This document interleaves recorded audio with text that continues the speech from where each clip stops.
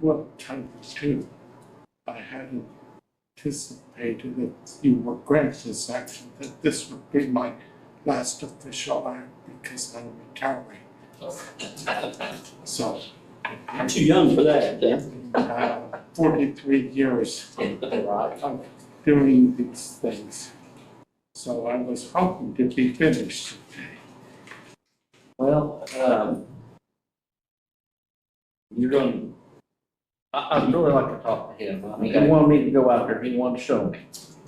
And I mean, I can't. I can't, I mean, it's in my district, I need to listen to what he's got to say. The church has had a survey done, and I believe there are some sticks out there. Yeah, the surveyors have been marked, the stakes are there and everything, we just recently did it.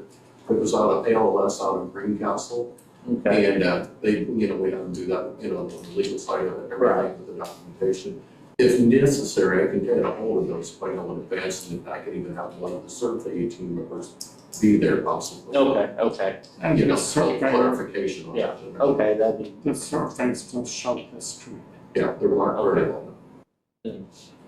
John, did you have a concern on this then? Jim answered, he was sitting here a while ago, he answered my question. I was concerned about approaching off of 340 down to my parcels, if they was going to close the whole Webster Street off all the way to 340, but he said no. So that satisfies me.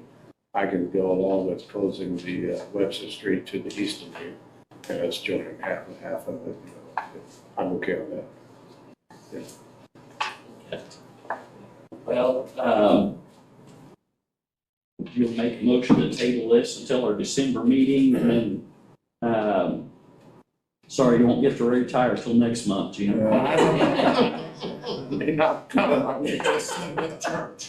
That'd be fine, but let me get with him. He wanted to take me through the show, and then I can kind of explain to him what you explained to me, and that way everybody's on the same page. I just soon do that and make everybody. I have a copy of the proposed ordinance.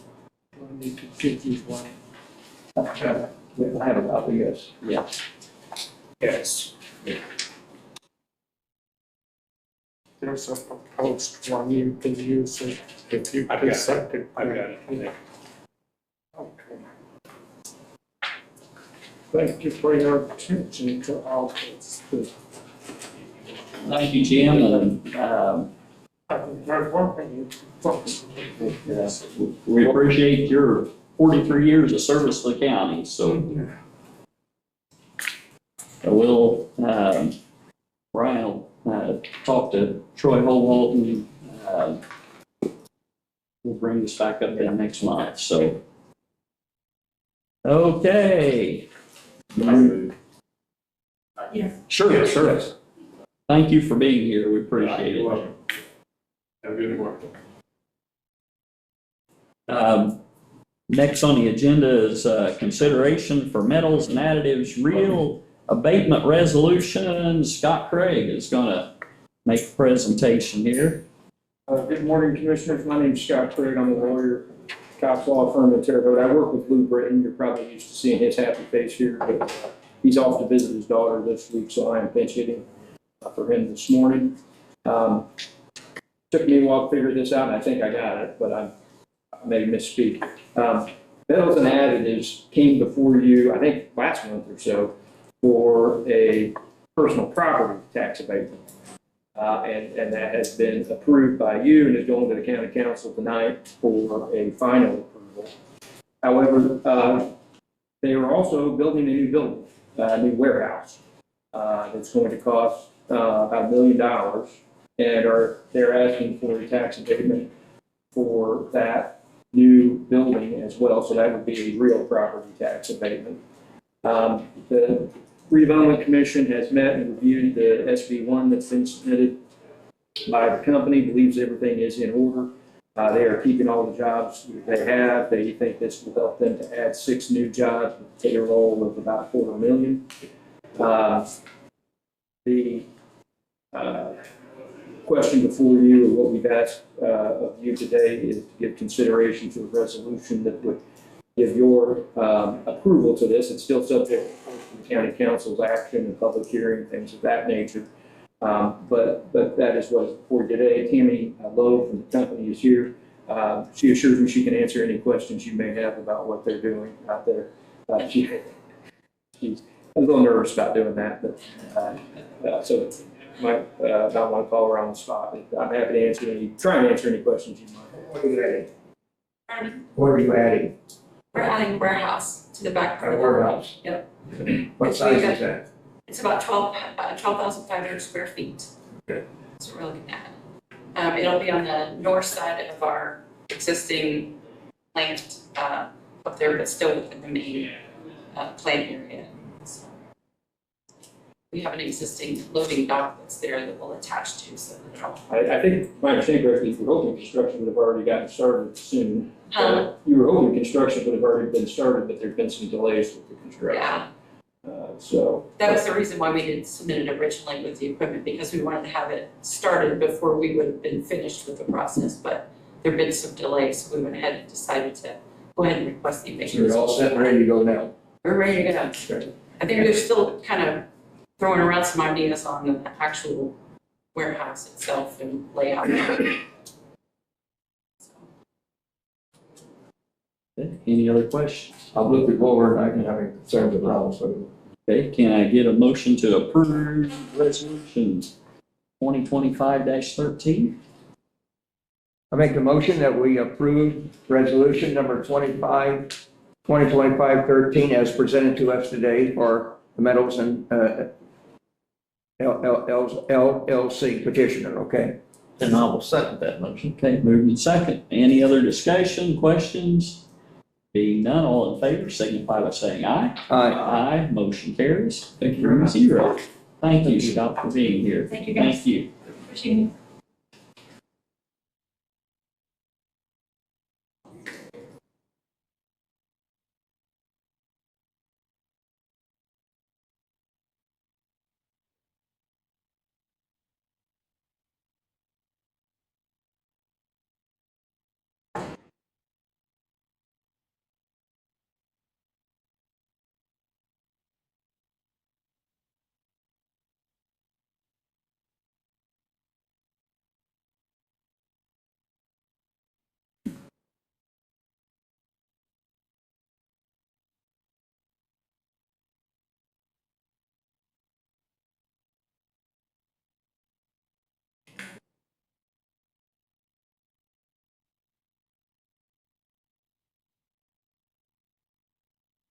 You're gonna do a basic calculation approval.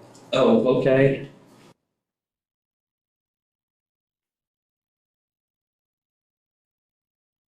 We need to approve the abatement calculation also. I get a motion for approval on the abatement calculation. I make a motion to approve the abatement calculation agreement for the real property. Okay, Second. moved and seconded. Any questions, discussion? Being none, all in favor signify by saying aye. Aye. Aye, motion carries 3-0.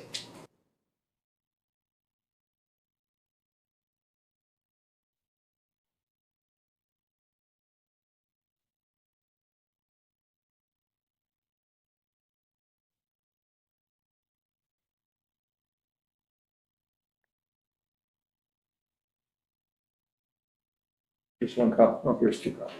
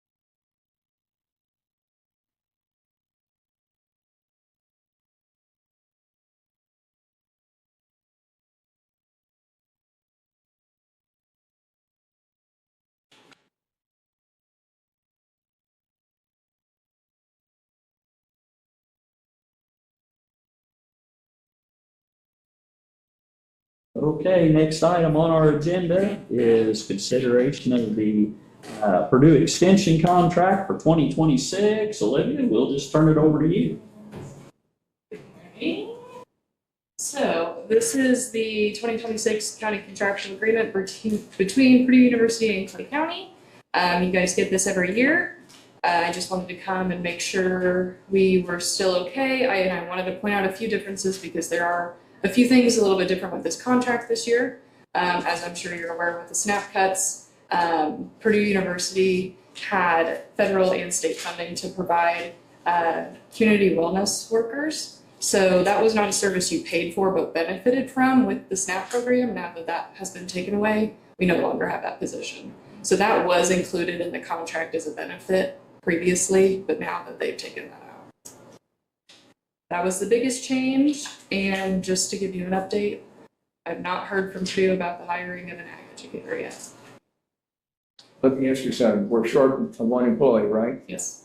So should not the amount of money that we're paid to Purdue be reduced as well since we are without one employee?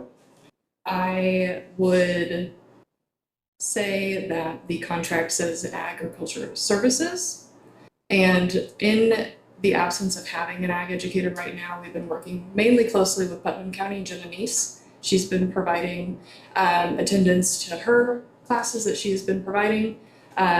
She's working with us to get park classes still in Clay County at the fairgrounds or to be localized, but I do hear your concern. And I'd be willing to talk with my director about that if that's what you would like. We don't have the employee as we are to have. I personally think Purdue should reduce the, our contract. I don't know what you're thinking. Should it go up from last year? Wasn't it like 80s? I think it was 89 last year, It was if I remember 89. correctly. And this year it is, where's the number? 92. So about 3. 420.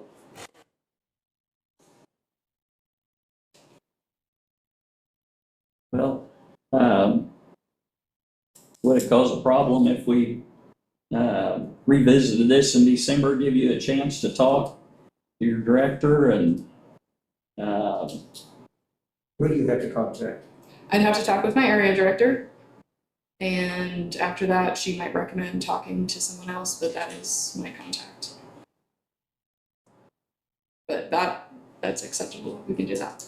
You know, I would suggest, recommend that we go that direction because I hate to pay for a full contract when we do not have the full number of employees. I would think that they should reduce that in relation to how many months we are without someone. And of course, this is for next year, 2026. so, you know, they could have somebody hire. right. But in reality, It's been. it should be reduced for 2025 since we don't have anybody, Yeah, right? yeah. That's true. Well, if you wouldn't mind checking on that, Olivia, and you find something out, shoot us an email, keep us updated, and then we'll look to act on this in December. Okay. And but we greatly appreciate you being here and taking the time to check this out for us. I want to say, I wish we had an active educator. Yeah. That, I have nothing to do with this number, but I will communicate that. Thank you very much.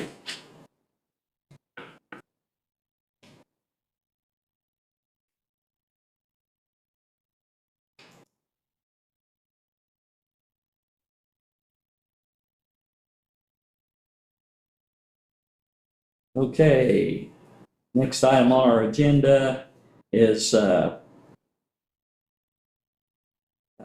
consideration of the OnSolve contract for 2026. The Verigy, it got postponed because they couldn't get all their stuff together, right? The Duke was late getting information. So the OnSolve contract, OnSolve is our community notification. Every time we've been out in the community to speak, and I mean, we've had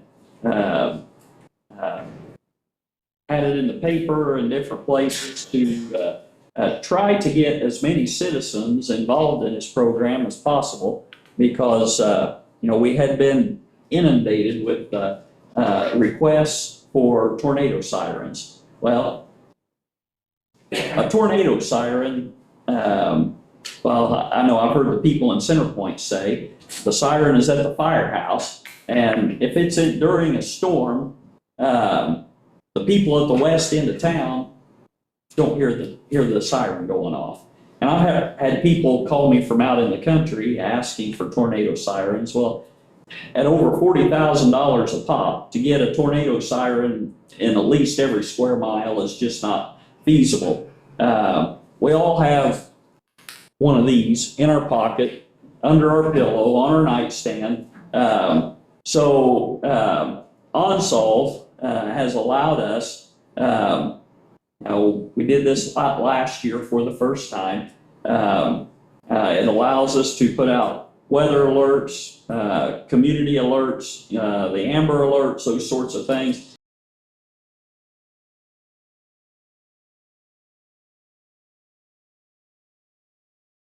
The total cost for next year is $5,327.21. And we feel like we are getting a lot of bang for our buck on this program. So, I will move that we approve. Marty. Okay. We need to defer this till December. Oh, There's some okay. issues on the contract. Ah, that we need to get okay. resolved.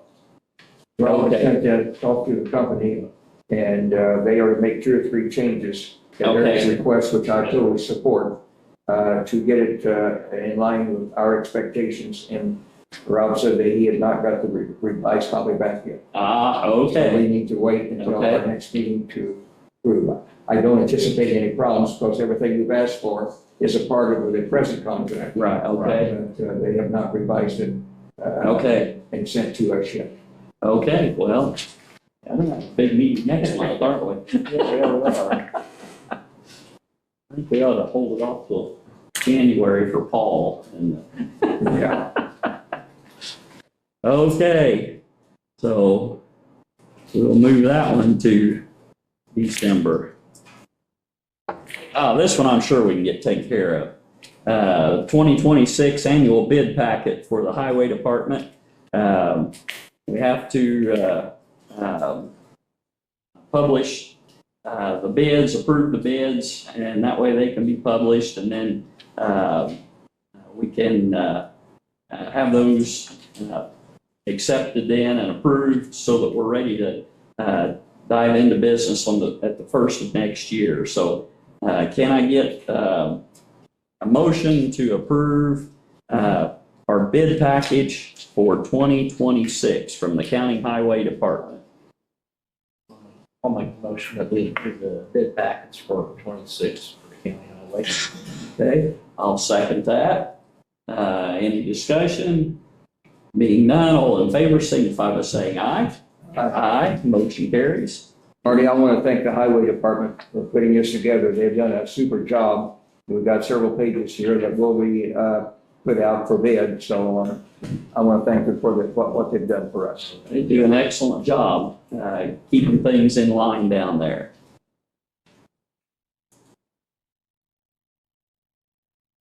Okay, next item is our county health insurance for 2026. Paul, you want to make a presentation on this? Okay.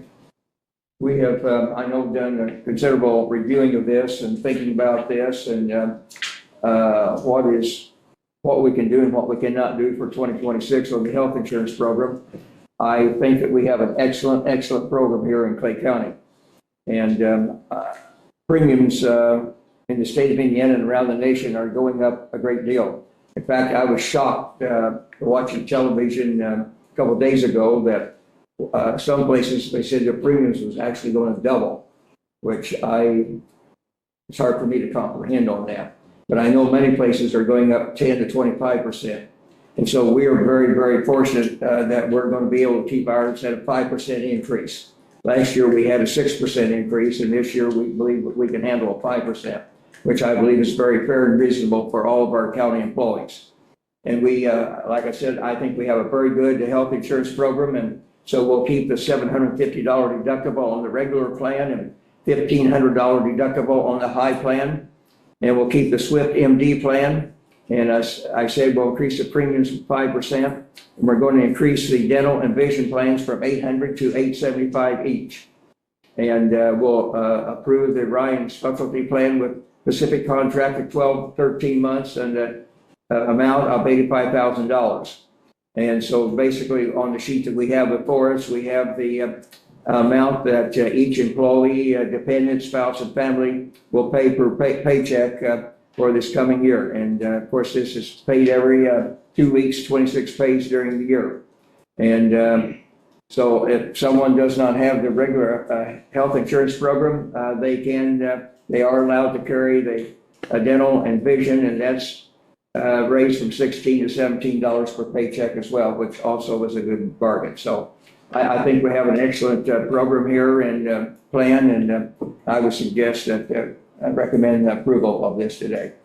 Put that in form of. I would make the motion that we approve the health insurance program for 2026 that we have before us today. Moved and seconded. Any other discussion or questions? Being none, all in favor signify by saying aye. Aye. Motion carries 3-0. Okay, Mr. President, we have one other item that we need to take care of. And what Eric just handed me is the amendment number 3 to officially approve everything that we talked about here. So I make the motion that we approve amendment number 3 from Dunn and Associates. Okay, I'll second that. Any discussion? Being none, all in favor signify by saying aye. Aye. Motion carries 3-0.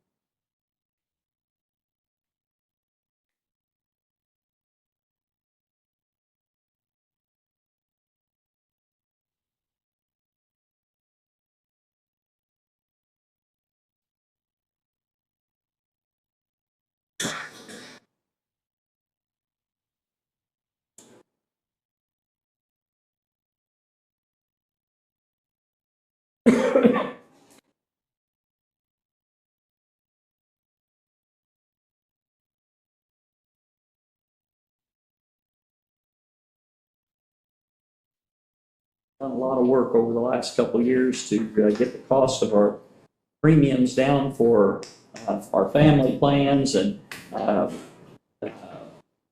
it was very difficult, the cost, our insurance was what it was costing per pay for our family plan, and we've done a lot of work to get that cost down, and got a very competitive plan now.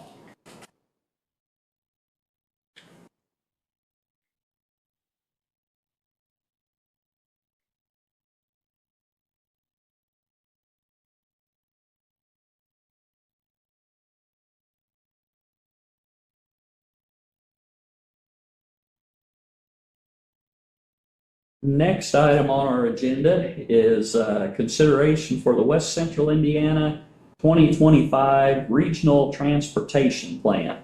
Hey, gentlemen. Good morning. Morning.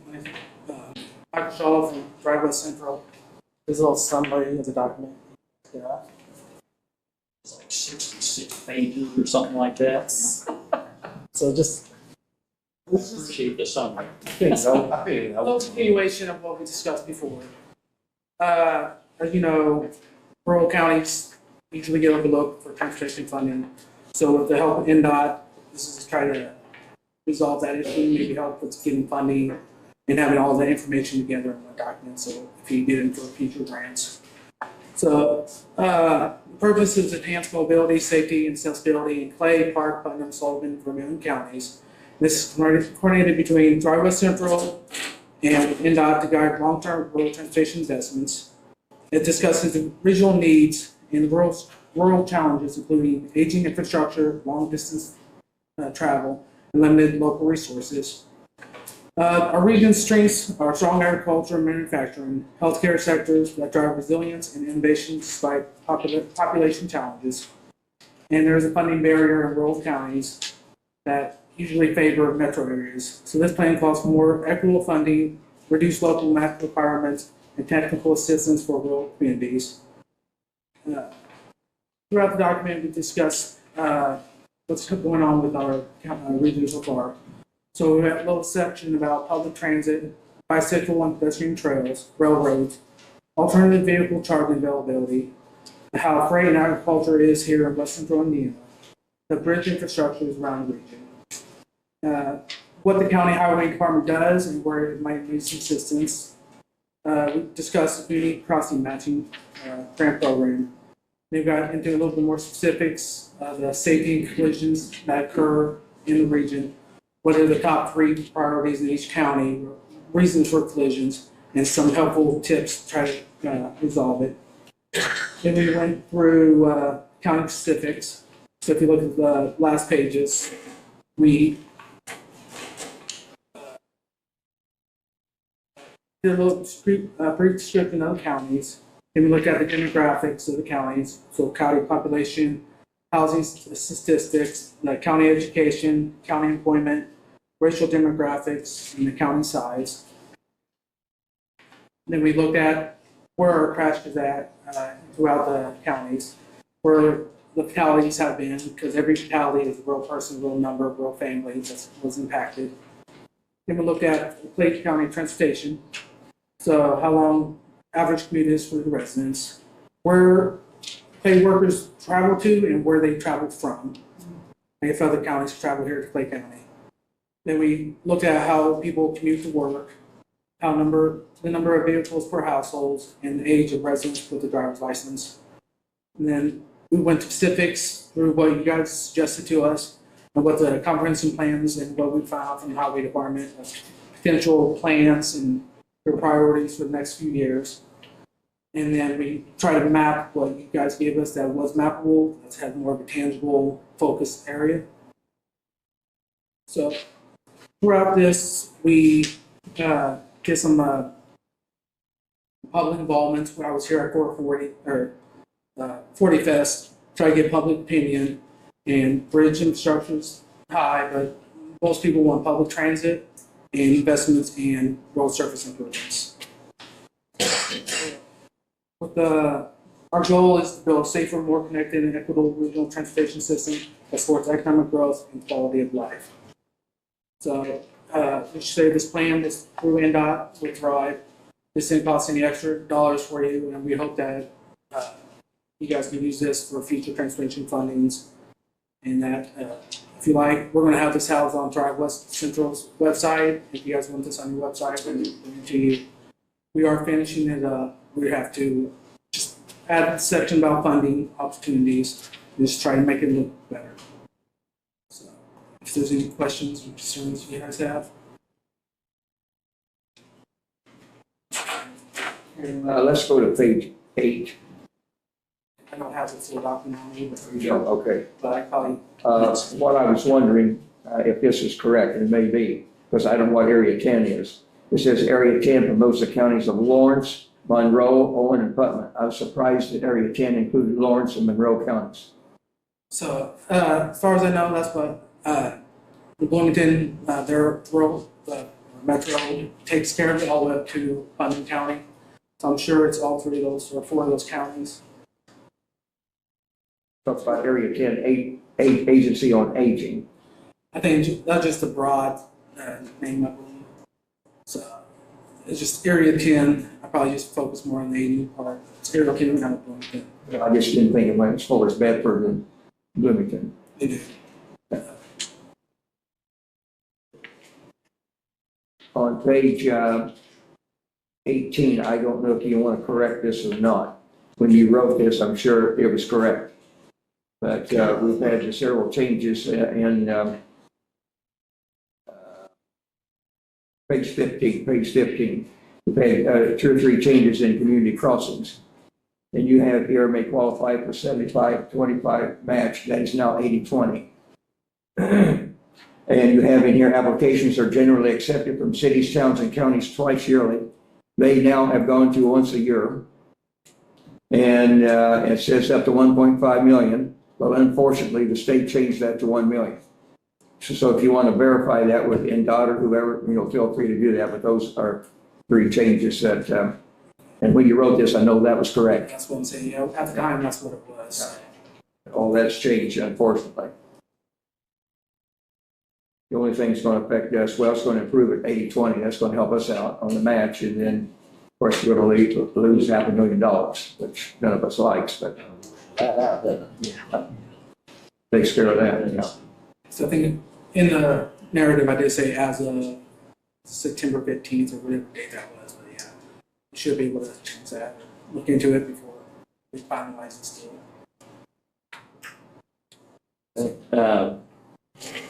So I think what we need from you guys is just acceptance of the document and that you have received it in your minutes.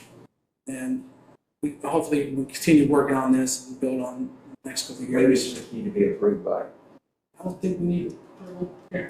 It's not, good morning, Karen Schneider, Third Central. We're not necessarily looking for an approval from you. That would indicate that there would be some sort of formal action. What we're looking at is basically just that you've received the plan, that you're aware of it.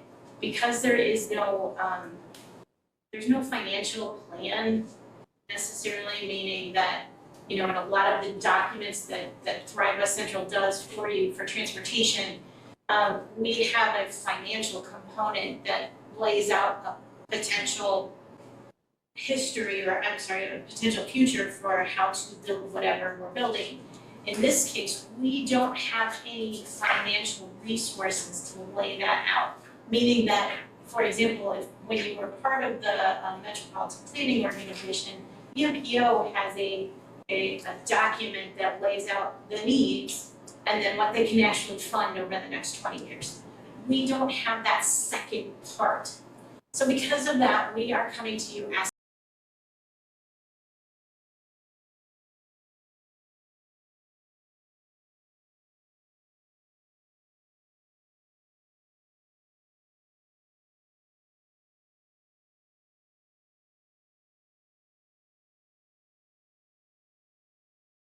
At this time, we will open the floor to public comments.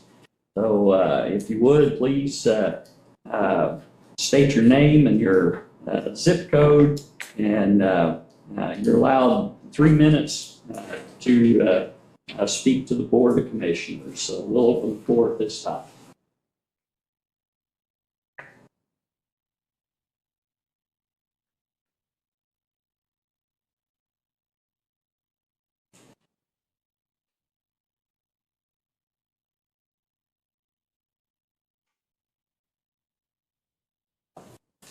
Morning.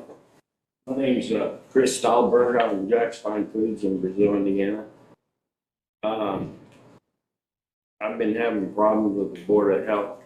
Came in my shop, closed me down because of ServSafe certificate, not because of health hazard.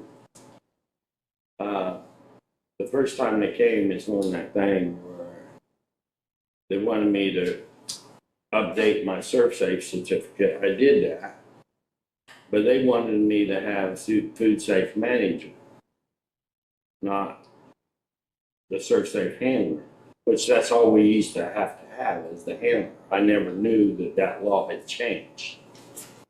But when I asked them about it, they said it's not their responsibility to tell me that laws changed. My responsibility to go on their website. So they came in on Thursday when they found out I didn't have the manager. They gave me 24 hours, which that's why I'm appealing. On the bottom part, I'm appealing what they did because they shut me down on Saturday. They came in and said, well, you ain't got that certificate, we're shutting you down. So I'm about $8,000 out income. And something needs to be done. I am requesting that that I have a neutral party because I've been treated so unfairly here. When I do my appeal, and we'll be sending that to you either today or tomorrow. We'll have a bill sent to you of what they did. Because they're violating the Indiana code while they're doing their job. You know, I've been in business since '98. I bought off Jack in 1998. I started work for him in 1976, so I know what I'm doing. I just been treated so unfairly, but that tells you everything that went on. You tell on that second page, I completed everything that they wanted me to do right here. I don't know, can I come show you? Okay. But see, it shows where I initialed and dated every time I completed something. So I done that, when they come in, I tried showing him that I completed everything. He said, I'm not worried about that. I'm just worried about the serve safe certificate. So that's when they gave me 24 hours to get that done. So here I am on Monday closed my business, you know. So we ended up calling the state, and the state said they shouldn't have closed me down. And we talked to that Mariah, it's on that page right here from the state, Mariah. And there were several people that heard that conversation with my wife. But then when they came back to do the inspection, you know, you could see how they came at me the second time. Now that last page, it's just the state inspection that they came in, did the state inspection. And you can see I get inspected by the state plus the county. And the state had no problem with me. This back sheet, you say is from the state? This back sheet is from the state? Yeah, that's from the state of Indiana. You know, they're gonna come in, you know, find something, but they tell me usually what to fix, and I fix it. You know, I've always been an advocate for the Board of Health, because I think it's a good thing. But you know what I think of the Board of Health right now?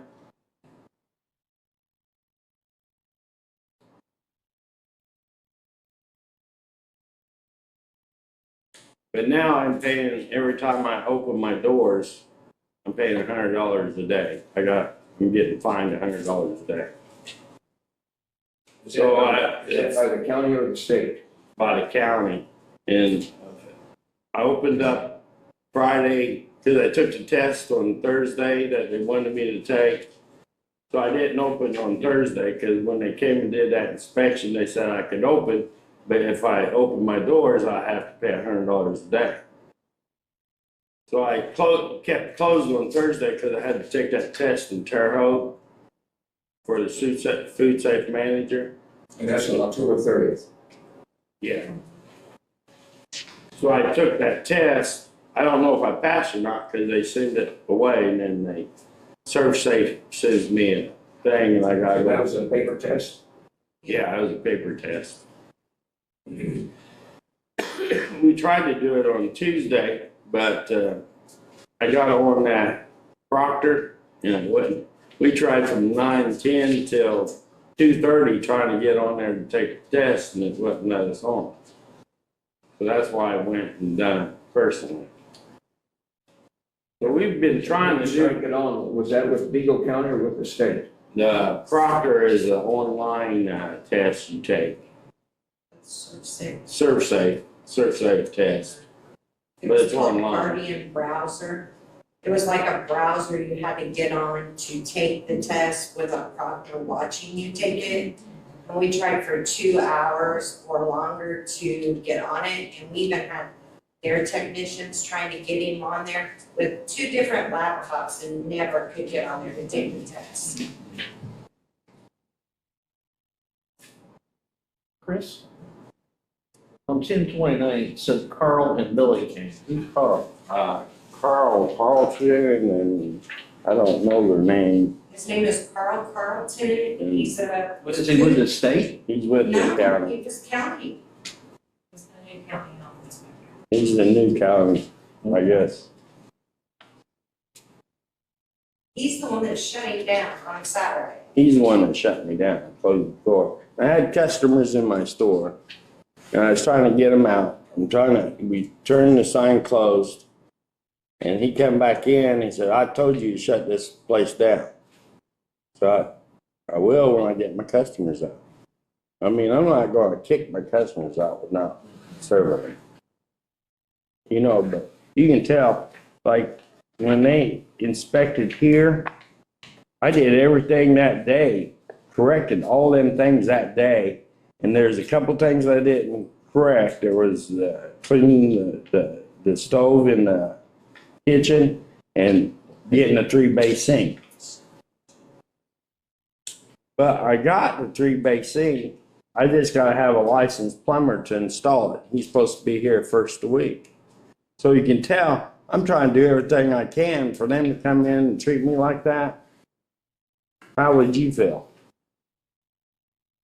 You know, I'm And trying. then to come in and dressed in shorts and a sloppy sweatshirt, and then to tell us that we've gotta do this, this, and this for food safety. And I'm like, I'm not doing it.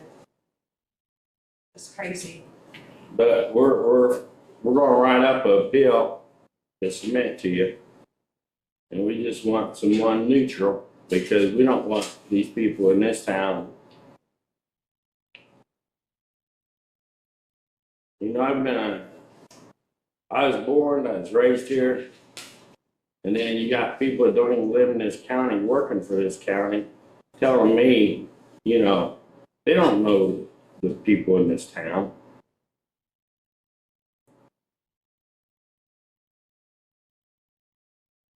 Yeah, seems like some excessive fines, that for sure.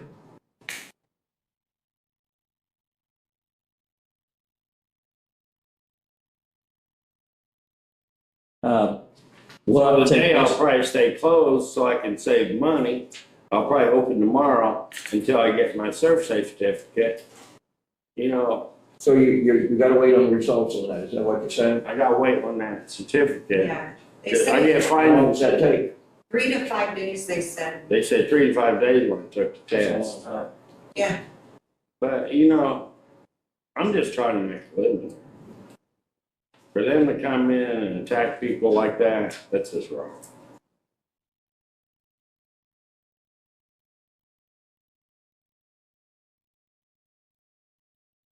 It's not like I'm a defiant person. You tell me to correct something, I correct it. Like I said, I always was an advocate for the Board of Health, but I'm not an advocate no more.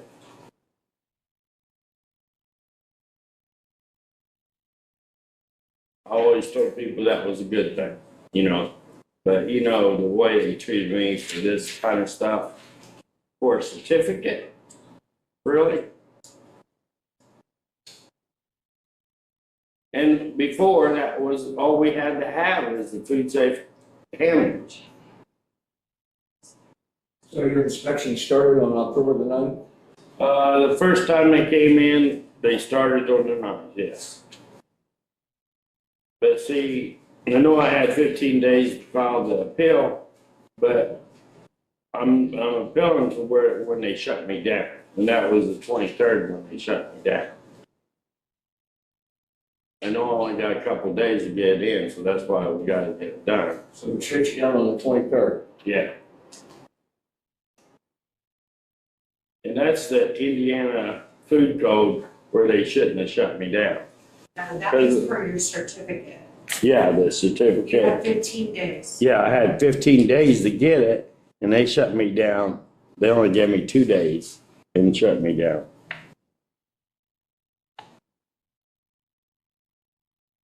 Where do you see 15 days? It's in the code, any other code. It's not here, but, okay. I'll give you a copy.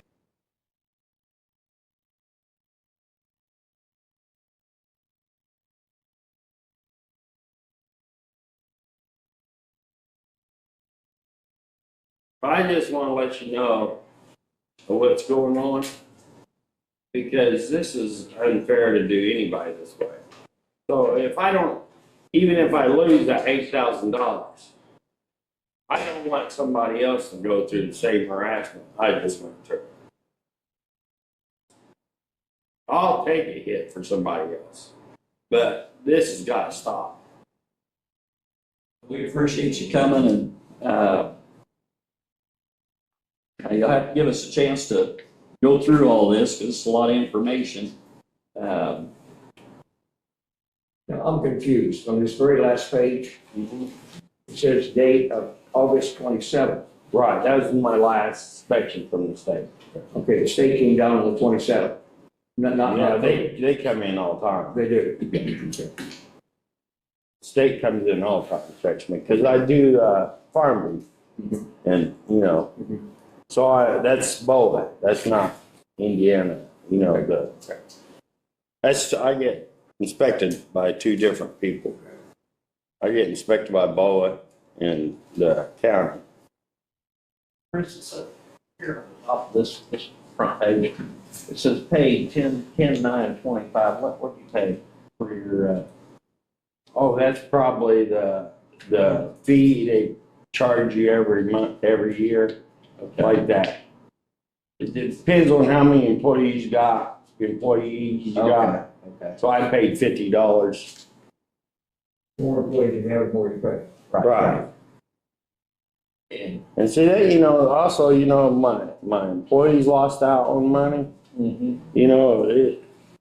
So if you start considering everything, you're talking a lot of money that this has cost everybody.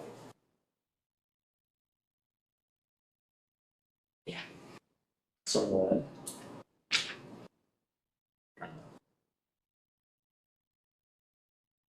So now I'm picking and choosing what days I'll stay open and what days I'll open until I get my certificate, just to save a little You money. should be getting that soon, right? If you Well, pass the test. you never know, Well, let's think of the negatives. Now, if I don't pass the test, I have to retake it. Okay, you can retake it again, then. That would be a lot of money. But then Vigo County doesn't offer that test again until November 9th. So then he has to wait again until November 9th to take the test if he does not pass it.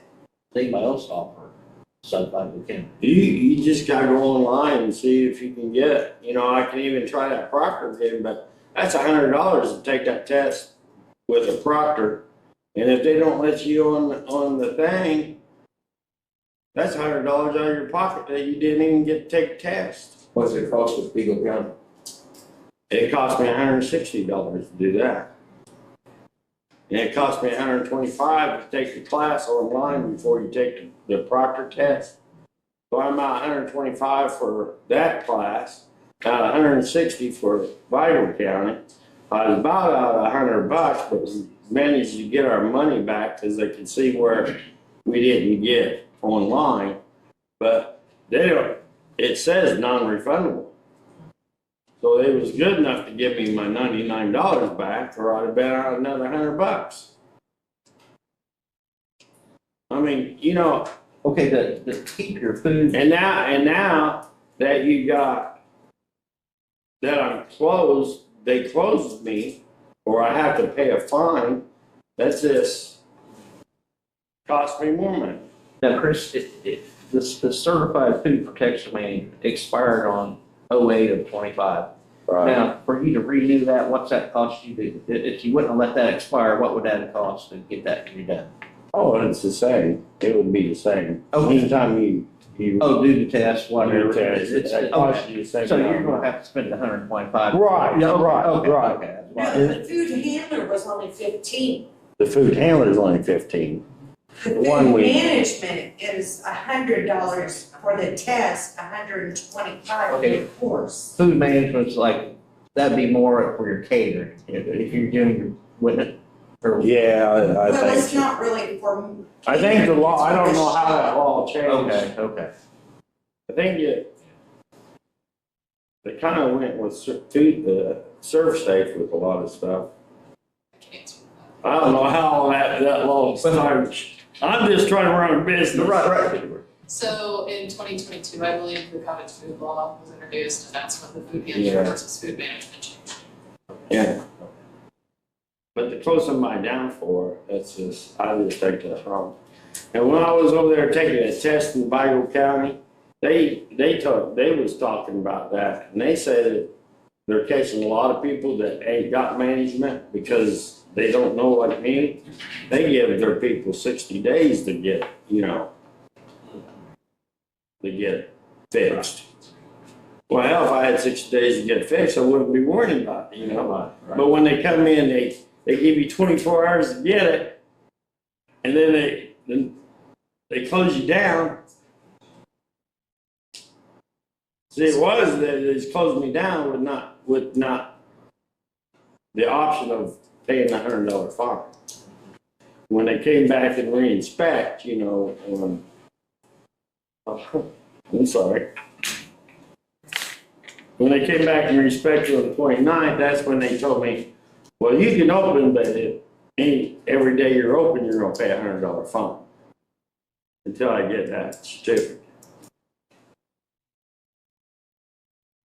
So I paid the fine. Well, I haven't paid no fines yet, but because I'm just adding up.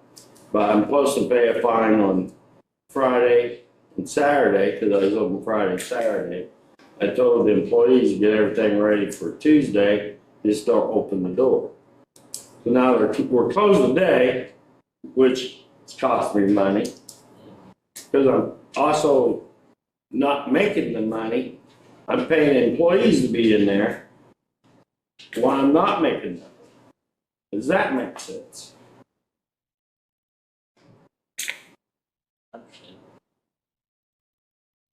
Like I say, we'll do some investigating and see if there's anything we can do to help you out in this situation. So I appreciate that because, I just try to run an establishment and give people what they need. And like I said, I've never had this problem with state or county. I've never had this problem. Like I said, I get inspected more than anybody in this town. Because I have the state coming in and inspect. right. Yep. Well, we appreciate you being here and bringing this to our attention.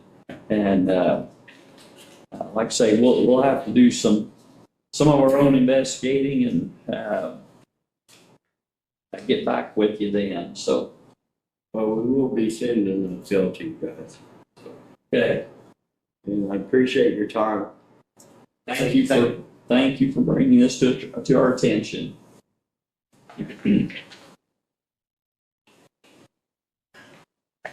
Any other public comments?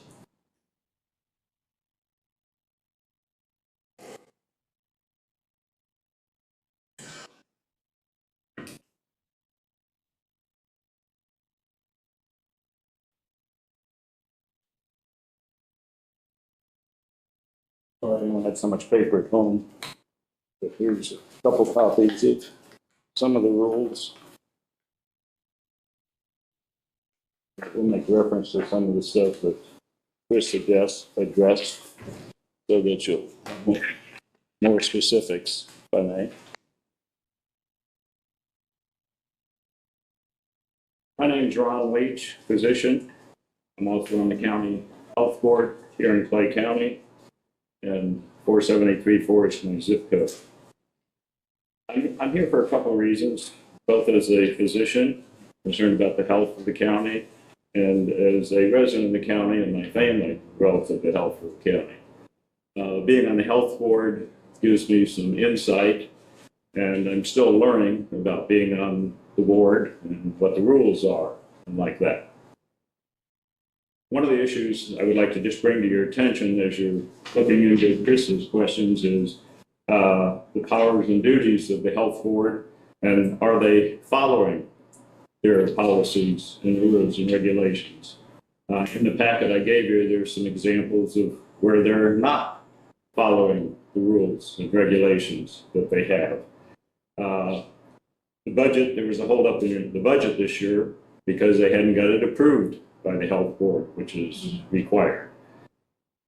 When we went to approve the budget, they had to call it, well, I requested a special meeting along with 3 other colleagues on the committee, which says the rules that you will have a special meeting. They did not call a special meeting. They called the November meeting to happen in October. They said we couldn't have a special meeting because they couldn't afford it because it wasn't in the budget. And then when they approved the budget, it turned out that they had $75,000 in excess of the budget that was carried over to this year. And I don't believe when we meet, it costs $75,000 for a special meeting.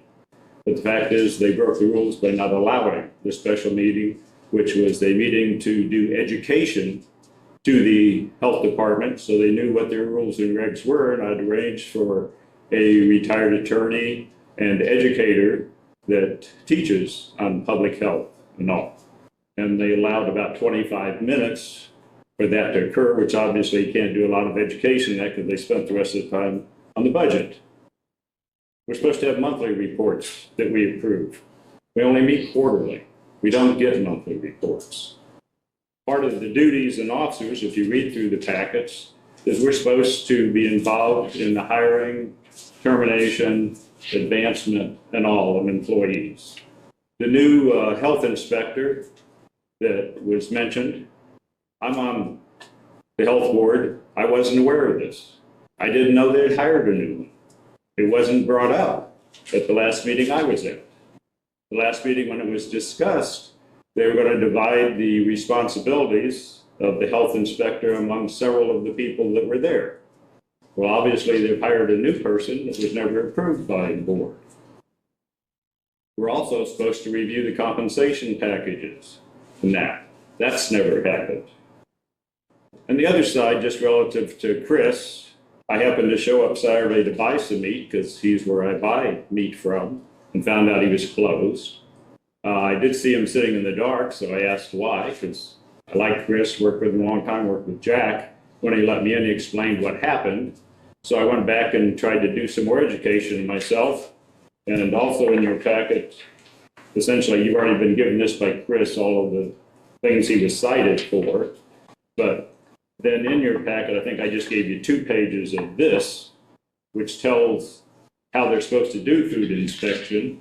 And I highlighted there where it says relative to what he was cited for relative to the food handler, safe, whatever. In there, it very well says PF, which is what he was cited relative to the punishment, whatever. And it's supposed to give him 15 working days to get that accomplished. Now, in previous health board meetings, when I've been there, one of the things we discussed as we were discussing health inspector and like that, we thought it was the goal to help encourage business and healthy business here in the county. And so the expectation was that the food inspector, as part of there, would go around, do education of what's required. And if there were issues, give them instructions of how they could correct any issues they had. The issues of fines and all had come up in a summer meeting this summer, and there was concerns that, number one, yes, we should have fines if they absolutely have to be used to get a person's attention. But if not, the idea was to do education and encourage business and encourage growth and help them complete those educational things and like that, not be a hindrance.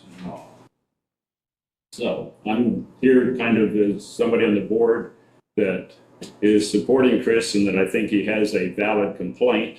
I still don't understand why they closed him down because no place that I read relative to what they wrote him up for should he be closed. So, unless there's any further questions, I will stop. Thank you for the information. Thank you, Ethan.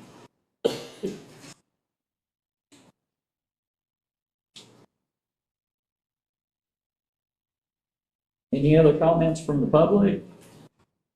Leach, Dr. Leach, I have a question. Sure. On this one page you gave me, it says the local health officer shall make a monthly report.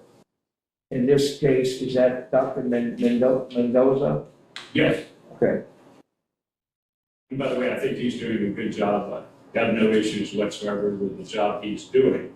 But if we only meet every 3 months, how can he make a monthly report to us?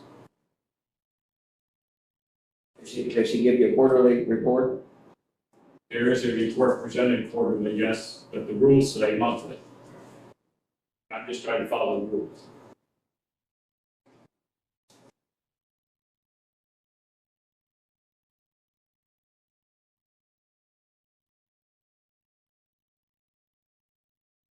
Thank you.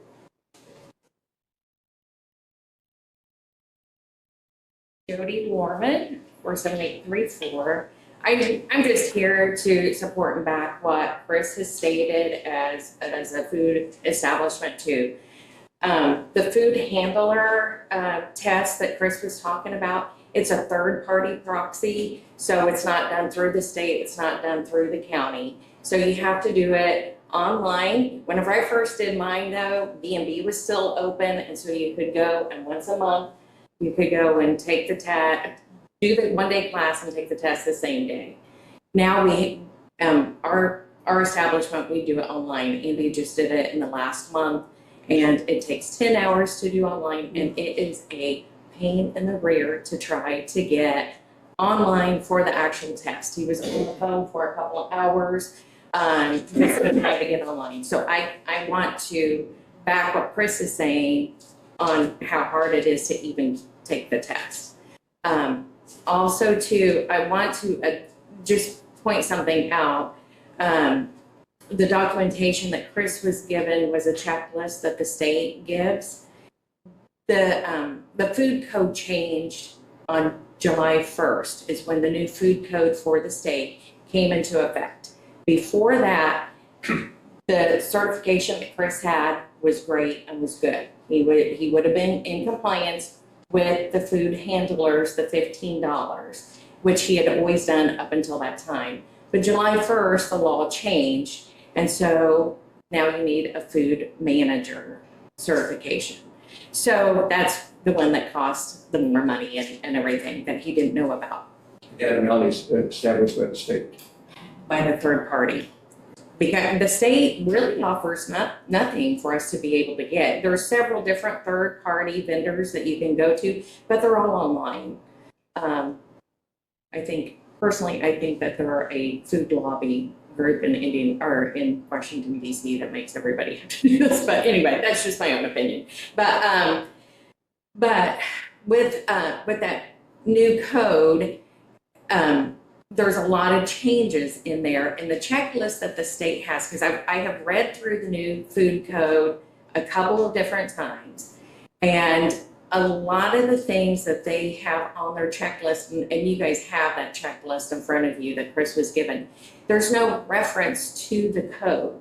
And so some of those things I'm not seeing in there, and some of the things that they should really be checking for are not on that list. So personally for me, like for example, we have a well. We have to show that our water gets tested every year by the state.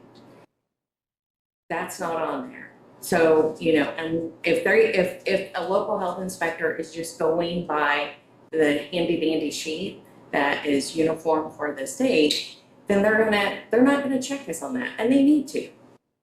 That's something that's important.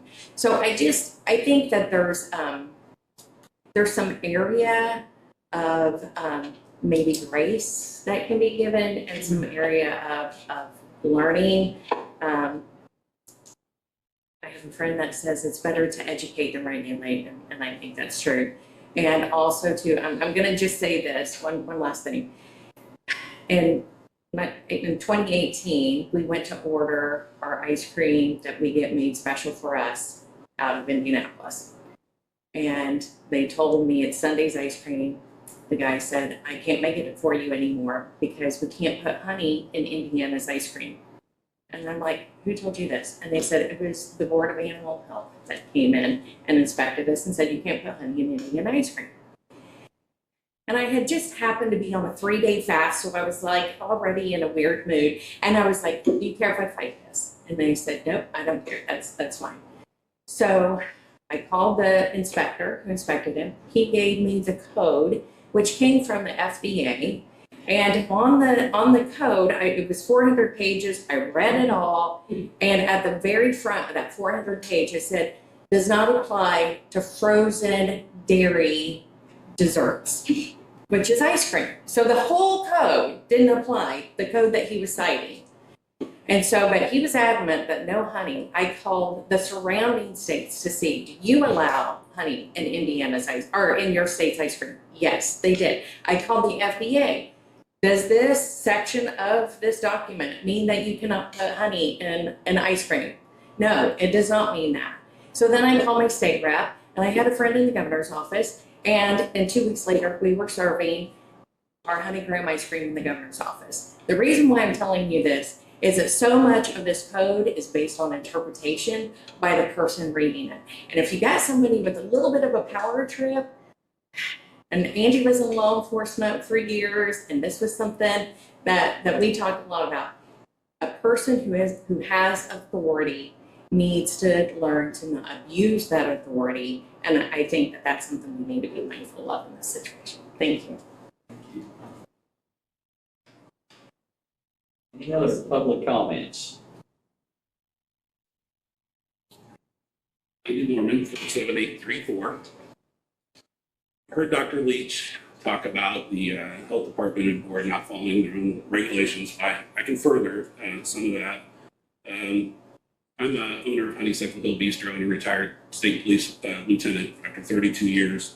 My wife and I own Honeysuckle Hill, and we have, along with other food establishments, have lost trust in our health board and our health department. And they are the governing body that interprets and enforces regulations concerning our business and our livelihood. These include three things. One, incorrect enforcement of regulations and policies, which you've just seen and witnessed with Chris and Jack's Fine Food, who's an excellent establishment here in our community. Two, the lack of transparency. We don't know who is even on the health board. It's not listed on their website. The minutes and agendas are not made public as they're supposed to be by code, and I'm sure the meetings aren't recorded. Number three, the lack of following their own code. IC 1620-213 is the conflict of interest that says an individual who has a vested interest or stands to gain financially from any activity of the local health department or a policy decision of the board is ineligible to serve on the local board. According to the commissioners' meetings minutes and the county council meeting minutes on June 6, 2022, appointed health department administrator Kim Hyatt presented a school liaison grant stating that the health board member and president, Lynn Stolding, would be paid from the health department grant. This passed both unanimously, both bodies. The Clay County's Clay Community School Board meetings from April 13, 2023 explained it even further that Ms. Stolding's role at the Clay County School Nurse Liaison, she explained it even more. The health director, the director of health services, Amber Sanders, explained that Ms. Stolding's position was held through the Clay County Health Department.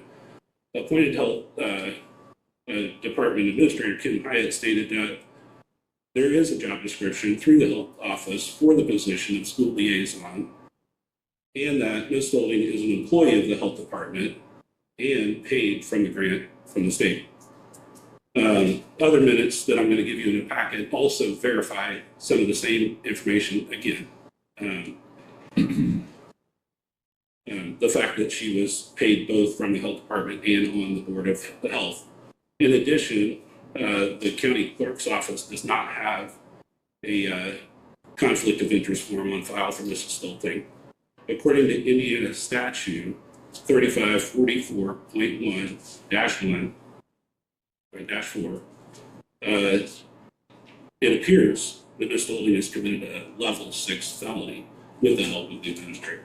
So what we're asking, or what I'm asking here, is that you would remove the appointed health board member Lynn Stolting from the Clay County Health Board and allow the health board to do their job and appoint a new administrator. And I think that would go a long way just to get started in fixing the problem and the trust that we have lost in the health department.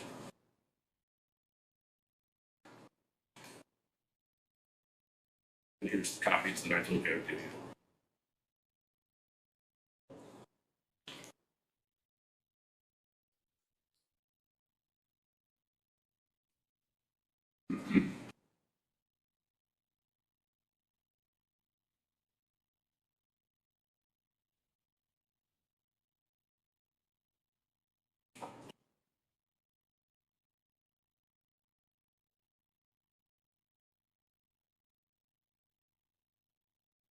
Do you have any other public comments today? Seeing none, I will entertain a motion to adjourn. So moved. I'll second. All in favor, signify by saying aye. Aye. Motion carries.